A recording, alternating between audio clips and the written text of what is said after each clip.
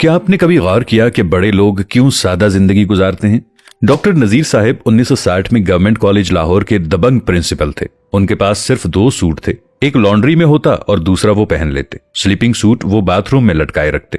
जूता वो 4-5 साल के लिए खरीदते। खराब हो जाते तो इसकी मरम्मत करा लेते, ज्यादा खराब हो जाए तो मजबूरी में नया खरीद लेते, और जब तक वो मुकम्मल तौर पर खराब नहीं होता था उसका इस्तेमाल भी जारी रखते। ये 1960 की दहाई में गवर्नमेंट कॉलेज के प्रिंसिपल और मुल्क के बड़े दानिश्वर का लाइफस्टाइल था। और वो ऐसे प्रिंसिपल थे जो सदर अयूब खान को भी इम्तिहान के दिनों में कैंपस आने की इजाजत नहीं देते थे। उन्होंने गवर्नमेंट कॉलेज की 3 अतराफ की सड़कों पर हॉर्न बजाने पर पाबंदी लगाई और ये पाबंदी 30 साल तक कायम रही। लेकिन आप इस शख्स की सादगी देखिए, उसके कमरे में वार्डरोब नहीं थी। अब सवाल यह है कि क्या डॉक्टर साहिब सादगी के सिलसिले के वाहिद मुजद्दिद थे? जी नहीं। दुनिया का हर बड़ा इंसान और बड़ा मुआशरा डॉक्टर साहिब की तरह सादा होता है। क्यों? क्योंकि सादगी जहानत का आखिरी दर्जा होता है। इंसानी जहानत के 5 दर्जे होते हैं। पहले दर्जे के इंसानों को स्मार्ट कहा जाता है। दूसरे दर्जे में ज़हीन लोग आते हैं, ये इंटेलिजेंट होते हैं। तीसरे दर्जे में ब्रिलियंट आते हैं। चौथा लेवल जीनियस यानी आइंस्टाइन किस्म के लोगों पर मुश्तमिल होता है। जबकि इंसानी जहानत का आखिरी दर्जा सादगी होता है, यानी सादगी जहानत की पीक होती है। शायद यही वजह है कि दुनिया के तमाम नबी, औलियाए कराम, साइंसदान और बैनुल अक़वामी लीडर सादा थे। ये छोटे कमरों में इंतहाई जरूरत की चीजों के साथ जिंदगी गुजारते रहे। बड़े मुआशरे भी सादा होते हैं। मैं इस सिलसिले में जापान, चीन और जर्मनी की मिसाल दूंगा। ये तीनों दुनिया की बड़ी मईशतें हैं, लेकिन इनके लोग इंतहाई सादा और आजिज हैं। आप उनसे रास्ता भी पूछेंगे तो ये हाथ जोड़कर आपके सामने खड़े हो जाएंगे। छोटे घरों में रहते हैं और कम से कम वसाइल में जिंदगी गुजारते हैं। हमारे शहरों में आज भी लंडे के कपड़े बिकते हैं। ये कपड़े अमीर मुल्कों के अवाम के गिफ्ट होते हैं। यूरोपियन लोग हर साल अपने फालतू कपड़े एनजीओज के हवाले करते हैं और एनजीओज इन्हें तीसरी दुनिया के मुल्कों में भिजवा देती हैं। जापान में सेकंड स्ट्रीट के नाम से स्टोर्स की एक चेन है। इसमें सेकंड हैंड अशिया बिकती हैं। आपको वहाँ जुराबों से लेकर रोलेक्स की घड़ियां तक मिल जाती हैं। जापानी लोग थोड़ा अरसा इस्तेमाल के बाद अशिया को आधी कीमत में बेच देते हैं और स्टोर्स उन्हें दोबारा फरोख्त कर देते हैं और उन्हें इस्तेमाल करते हुए किसी को बुरा नहीं लगता। आपको ये सादगी दुनिया के बड़े लोगों में भी मिलती है। मुरारजी देसाई भारत के वजीर आजम थे। उनके बारे में मशहूर था कि उनके पास 2 पजामे और 3 कुर्ते थे। ये बरसों ये कपड़े पहनते रहे।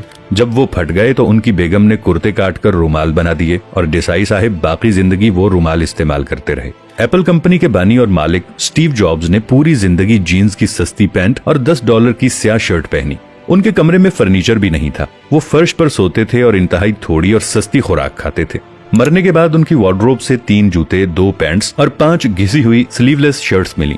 बिल गेट्स के कपड़े भी सादा और सस्ते होते हैं। आप उसे 3 रंगों के सस्ते सूट में देखेंगे और ये सूट्स भी बरसों इस्तेमाल होते हैं। वॉरेन बफेट आज भी पुराने घर में रहता है, पुराने सूट्स पहनता है और $5.5 का मैकडॉनल्ड का बर्गर खाता है। दुनिया के इस वक्त के अमीर तरीन शख्स एलॉन मस्क ने अपने तमाम घर, जिनकी मालियत $134 मिलियन थी, बेच दिए हैं और अब उसका कोई मिल्कियती घर नहीं है। ये ऑफिस के छोटे से कमरे में रहता है और इसका लाइफस्टाइल आम मिडिल क्लास अमरीकी से भी पस्त है। पाकिस्तान के अंदर भी ऐसे बेशुमार लोग हैं। अब्दुल सत्तार ईदी साहिब ने पूरी जिंदगी मुर्दों के जूते और कपड़े पहने। उनकी टोपी की मालियत भी $2 होती थी, लेकिन इस शख्स ने दुनिया की सबसे बड़ी एम्बुलेंस सर्विस बनाई। जिंदा लोगों में सैयद बाबर अली कमाल इंसान हैं। ये 97 साल की उम्र में भी लम्स में ऐसे डिपार्टमेंट्स बना रहे हैं जो 10 साल बाद मुकम्मल होंगे।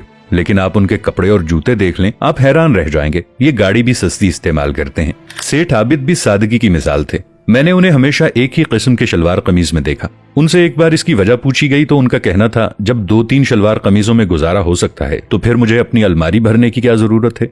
मैं रीड फाउंडेशन के बानी महमूद साहिब से बहुत मुतासिर हूँ। उन्होंने मुल्क में 400 स्कूल्स और कॉलेजेस बनाए हैं। इस वक्त भी उनके स्कूलों में 1.5 लाख तालिब इल्म पढ़ रहे हैं। मगर आप उनकी सादगी देखिए। उन्होंने 30 साल बाद भी वही स्वेटर पहना हुआ था जो उन्होंने पहले स्कूल के इफ्तिताह पर पहना था। उनसे जब वजह पूछी गई तो उनका जवाब था, स्वेटर का काम सर्दी रोकना होता है और अगर मेरा स्वेटर ये काम कर रहा है तो फिर मुझे नया खरीदने की क्या जरूरत है। इससे रकम भी जाया होगी, इसे महफूज रखने की कोफ्त भी उठाना पड़ेगी और किसी ऐसे शख्स की हक तलफी भी होगी जिसके पास स्वेटर नहीं है।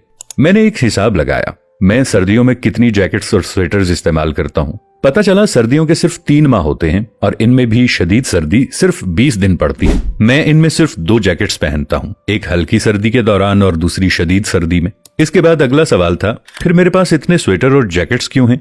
मेरे पास इसका कोई जवाब नहीं था। यकीनन मैं भी उन लोगों में शामिल हूं जिनका ज़हनी अफलास खत्म नहीं हो सका और हम वार्डरोब्स को नाक तक भरकर खुद को रईस समझते हैं और वार्डरोब भरो के इस खेल में ये भी भूल जाते हैं कि वार्डरोब्स वाले लोग बड़े नहीं होते। बड़े वो होते हैं जिनके कमरों में डॉक्टर नजीर अहमद साहिब की तरह वार्डरोब्स नहीं होती। ये लोग जानते हैं कि जरूरतें महदूद होती हैं लेकिन हवस की कोई हद नहीं होती और क़नाअत का असल मफहूम भी यही है। नाजरीन, वीडियो को लाइक और शेयर जरूर कीजिएगा। मिलेंगे नई वीडियो के साथ, तब तक के लिए अल्लाह निगहबान।